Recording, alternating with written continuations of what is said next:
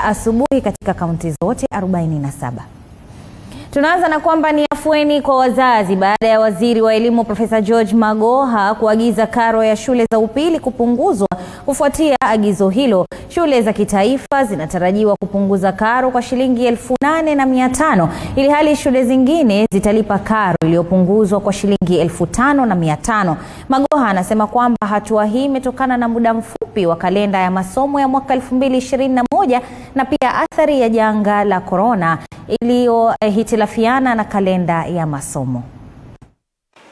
Having consulted His Excellency the President and he concurred, and he said we should prorate downwards because the term is going to be 9 weeks less. That is for the boarding schools.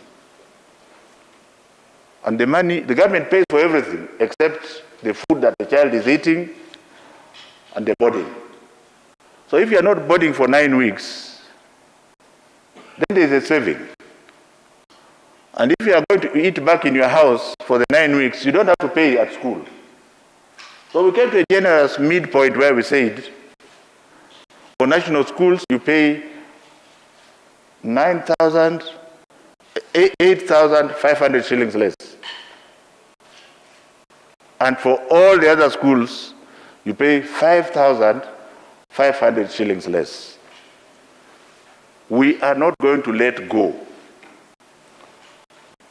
And Dr. Ntamburi conveyed this message to your leader that it would be better if you take action yourself. If you don't take, the government of the Republic of Kenya shall take action. We cannot allow this. Let us not assume that all the children come from families that have got money.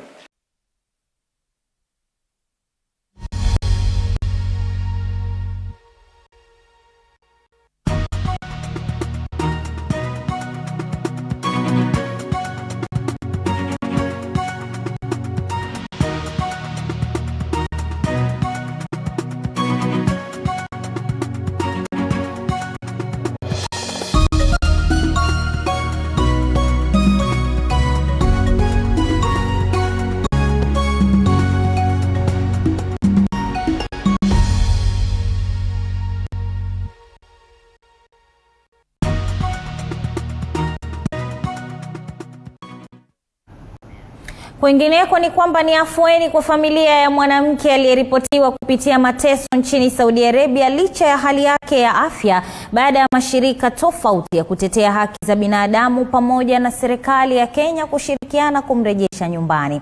Francina Magati alieleza kuwa alikuwa akipigwa na mawakala katika afisi za ubalozi na hata kuuzwa kwa waajiri wengine pindi alipodai haki yake ya malipo. Aidha, mwanamke huyo alieleza namna juhudi zake za kutaka kurejea nyumbani zilihujumiwa na maafisa wanaostahili kuangazia maslahi ya wafanyikazi nchini Saudi Arabia. Familia yake Francina sasa inataka serikali kuweka mikakati kabambe ya kuwasaidia wafanyikazi wa Kenya walio nchini Saudi Arabia, baadhi ambao wamedai kuteswa. Mimi nimepata mateso miezi 5.5 nikiwa kwa ofisi, nilikuwa mgonjwa. Lakini sasa mali imefika, ni Mungu tu, na nilishukuru. Walitaka kunifanyia operation, nikakataa, nikasema nataka kurudi kwa familia yangu, nifanyie operation kwa familia yangu. Ikawa ni matatizo hapa na pale. Yaani kupigwa mpaka kwa ofisi nimepigwa sana. Hadi nikapelekwa kwa polisi, mali kafikia, ni Mungu tu.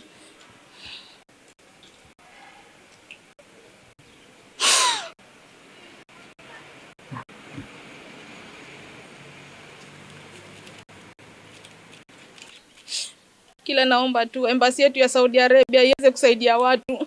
Manake ni kama imezembea, ukipeleka ripoti hakuna msaada unapata kutoka kwa embassy. Niko na namba nyingi za embassy nilipewa zinisaidie, lakini hakuna hata moja ilinisaidia. Nashukuru shirika la haki Afrika. Nashukuru sana. Mali nimetoka ni Mungu. Mtoto ametoka naenda kutafuta riziki, kutafutia mtoto, wewe unaletewa sanduku kutoka nchi zingine. Kwa kweli nchi ya Saudia hata sitaki kuisikia katika akili yangu kabisa.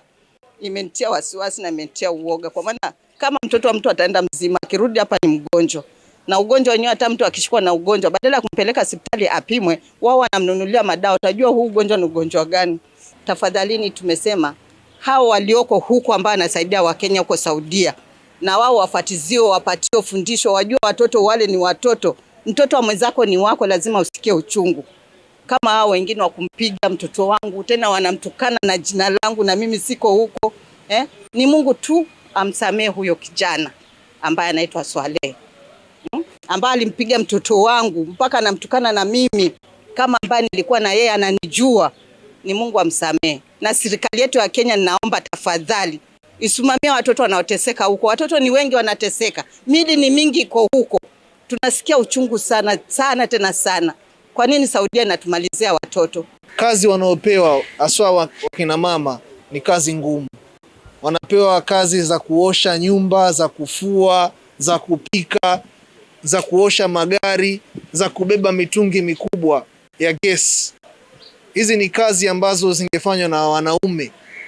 Lakini ukiona yale mateso wanaopitia kazi zile wanazozifanya, wanafanya kwa sababu hakuna na ajira katika nchi yetu. So we are calling upon the government, itoe usaidizi kwa Wakenya wengi ambao wako katika kule mahali ambao wamewekwa ili waweze kuletwa katika nchi zao. Ikiwa mtu ako na shida, tunaona wa Filipino, tunaona wa Indonesia, tunaona wengi wanarudishwa na kusaidiwa na nchi yao. Kwa hivyo it is time the Kenyan government must act with speed. When we forward a case kwao, they must be able to act with speed so that we are able to assist the family. Kama huyu angeweza kusaidika, labda angekuwa katika shida zingine, tungempata labda ameletwa akiwa amekufa. Wengineko, muungano wa wamiliki wa baa na vilabu umetoa wito kwa serikali kuwaongezea muda wa kufanya kazi kwa kupunguza muda wa kafyu, haswa kwenye kaunti 13 za Magharibi na Nyanza ambako kafyu inaanza saa 1 jioni. Wamiliki hao wa maeneo ya burudani wamelalamikia kuwa mapato yao yamepungua kwa kiwango kikubwa na kuwalazimisha baadhi yao kufunga maeneo ya biashara. Kwa mujibu wa katibu wa muungano huo Boniface Gashoka, biashara katika sekta ya baa na vilabu imeathirika pakubwa na kusababisha hasara ya shilingi bilioni 150.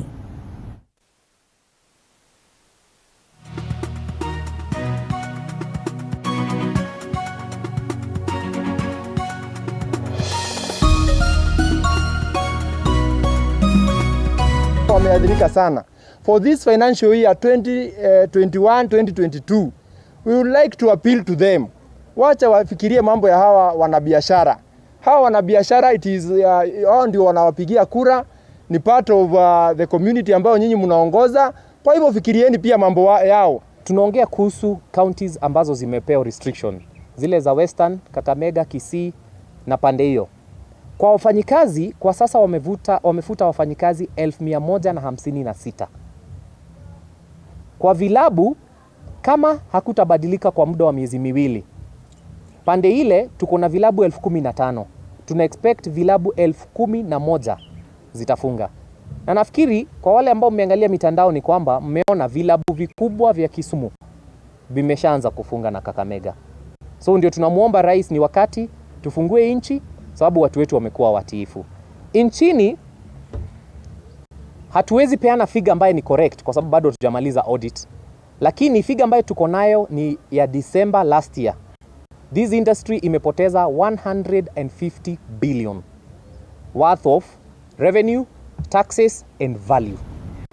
Shirikisho la waajiri nchini FKE limeonya kuwa nafasi nyingi za ajira zitapotezwa mwaka huu iwapo serikali itaendeleza mikakati mipya ya kukusanya ushuru. Mkurugenzi mkuu wa shirikisho hilo Jacqueline Mugo amesema kuwa biashara zinapitia hali ngumu kutokana na athari ya virusi vya corona. Kadhalika, shirikisho hili linataka majadiliano kati ya waajiri na serikali kuhusiana na sheria mpya zilizopitishwa na bunge za kukusanya ushuru. Working under reduced working hours, which obviously means we have reduced man hours. So the global numbers that we are giving about the impact of COVID-19 on the man hours, a total global drop of 8.8% of total working hours includes Kenya. And if you look at the equivalent of that percentage of 8.8% on the global working hours and try to equate it to jobs, then you're looking at 255 million workers. Kenya is at 1.7, but those numbers have increased because even enterprises that brought people back to work have had to keep changing and adjusting depending on what is happening in the economy. And right now we're facing the fourth variant, which they're saying is even more lethal than the earlier one. So the stability, the instability in the labor market makes it very difficult to operate in a stable, predictable manner. And so what we are seeing is a number of measures being proposed, especially on the tax measures that are trying to either increase the revenue flow for the government or trying to reduce its outflow in terms of expenditure in order to have adequate resources to support its program of economic recovery.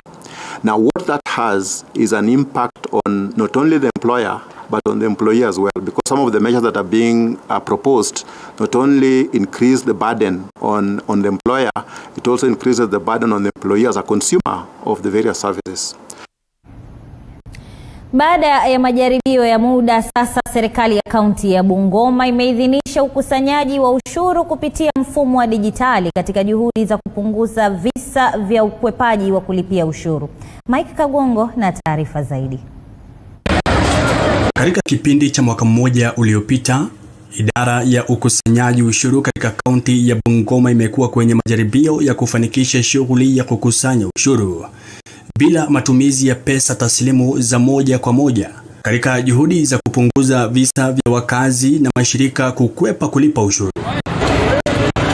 Akizungumza mjini Bungoma hii leo, mkurugenzi wa idara hiyo Ambrose Makoha amesema kuwa mfumo huo umekubalika na wanapania kuutumia katika maeneo yote ya biashara kaunti ya Bungoma. We've been doing a pilot for the cashless payment option on the street parking, and the performance has been good.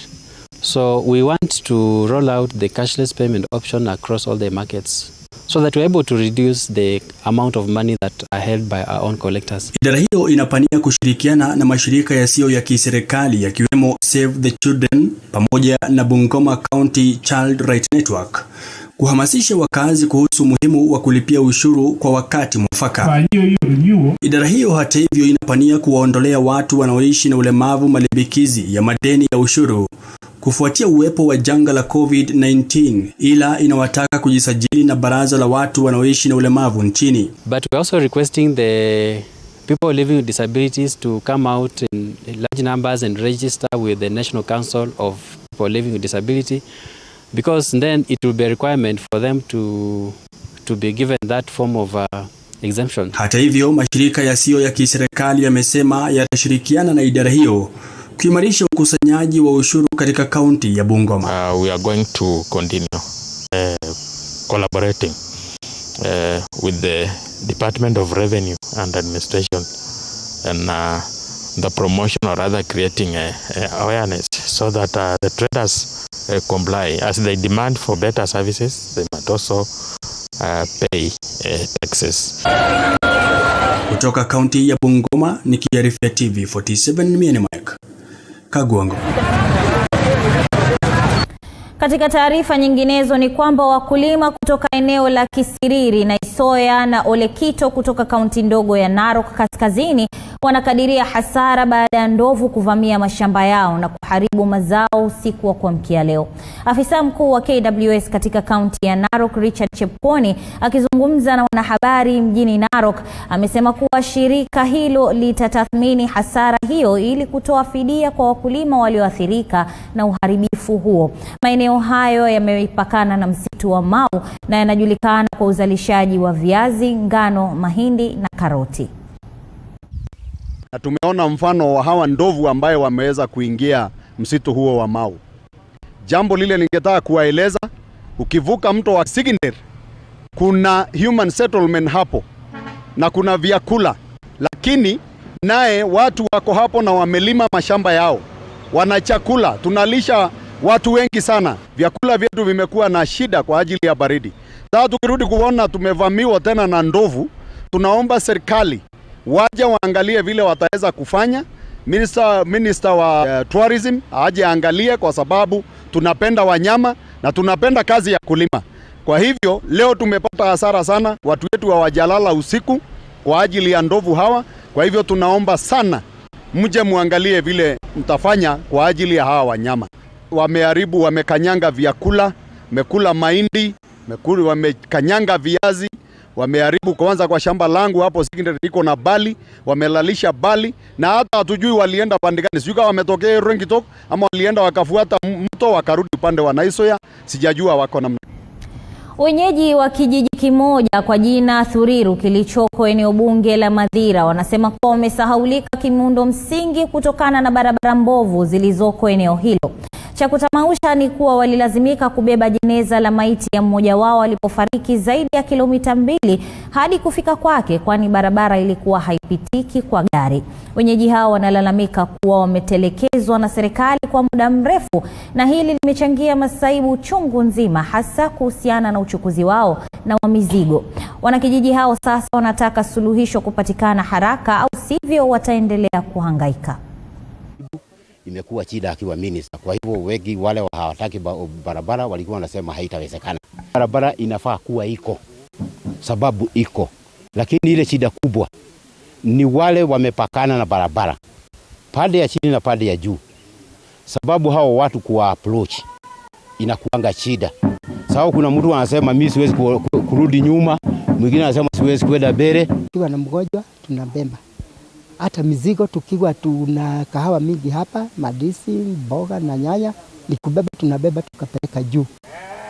Hata tukikuwa na mgonjwa nikubeba. Na wakati wa hii hapa ni kwetu. Tumesika watu 4 na tunaweza kubeba hivyo. There is a problem that area Thuriru, and one of the biggest problem we have is the boundary problems. Some of the community members says that there is no demarcated road, others says there is, and so what we have done as a county, we have already gotten the map, and actually we were waiting for next week to call a meeting together with the administration and the community so that we can be able to iron out the differences. I also want to urge the community to agree, because even if there is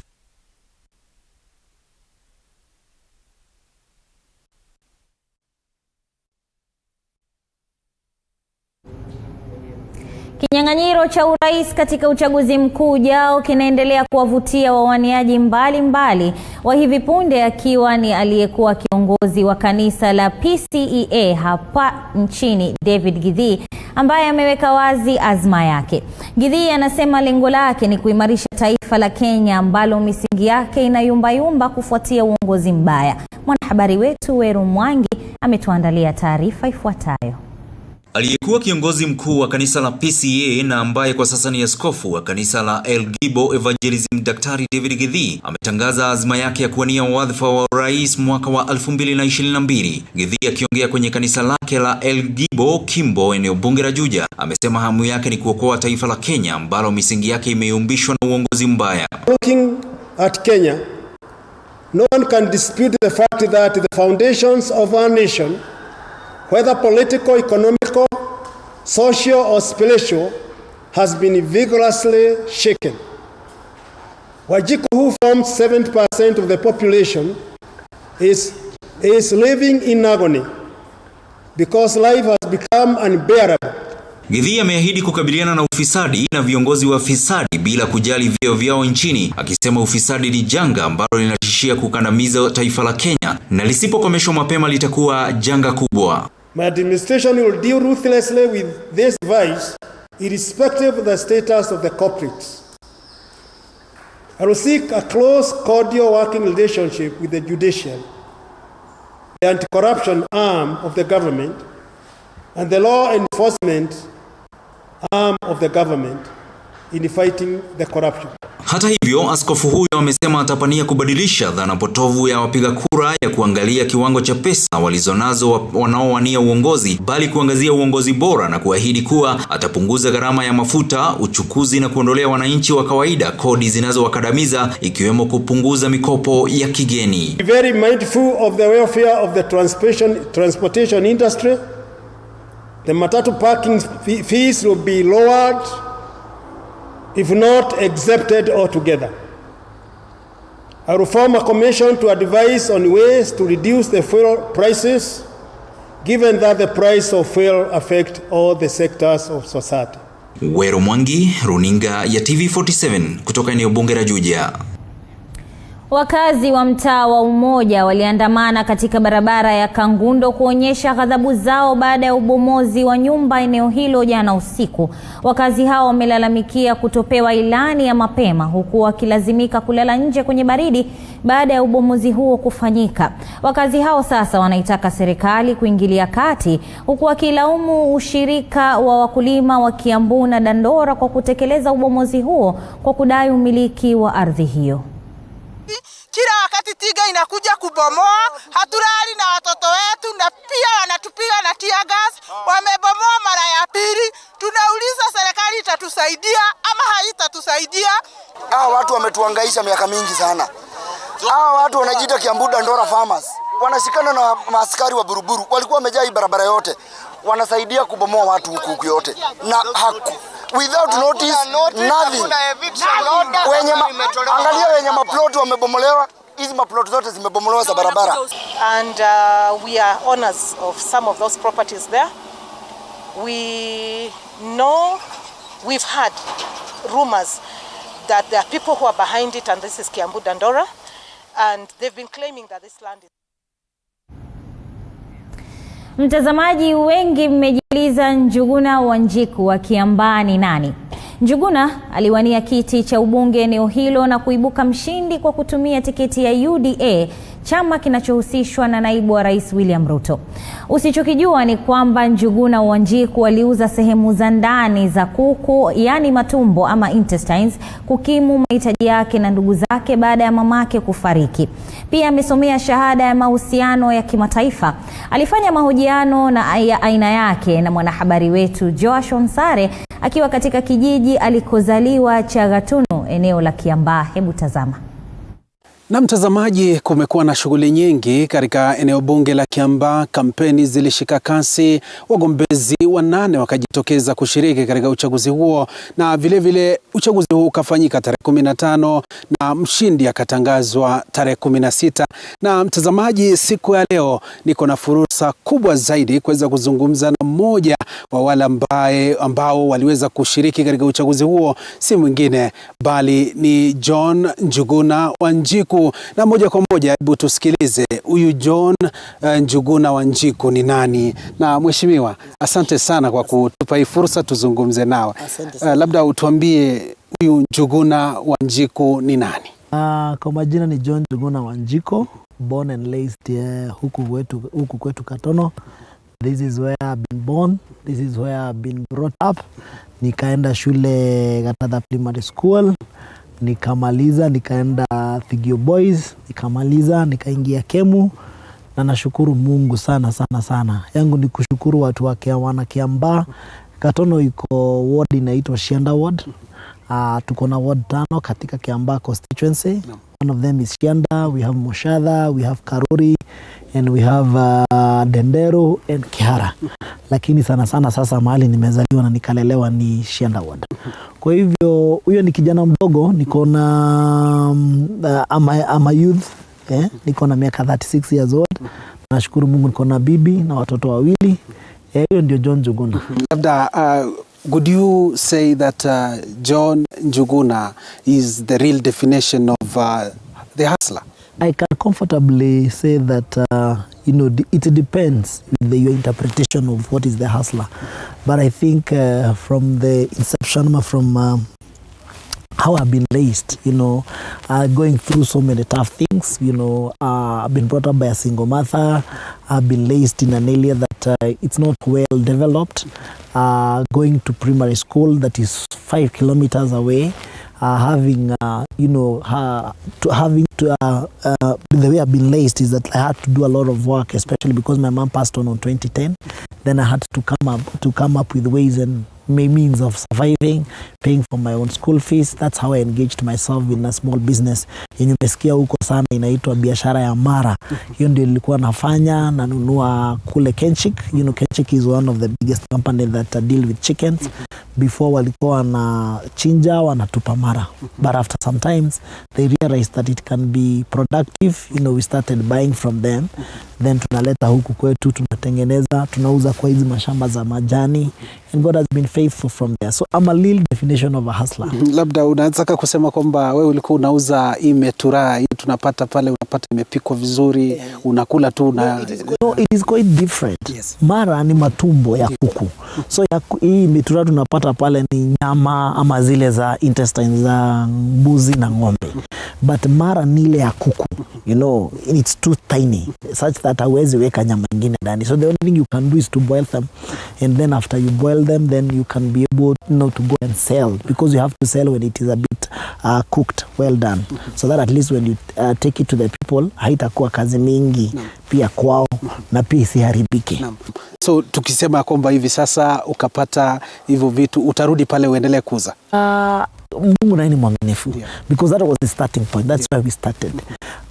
After that, then I started engaging in the business of import.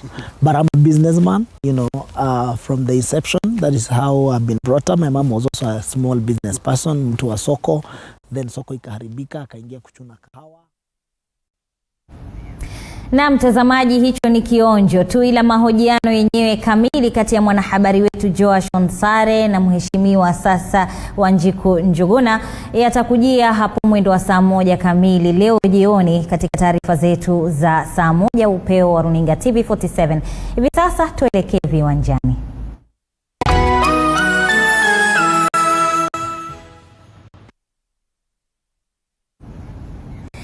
Na timu ya taifa ya raga ya wachezaji 7 kila upande Shujaa Jumatano jioni iliimarisha mazoezi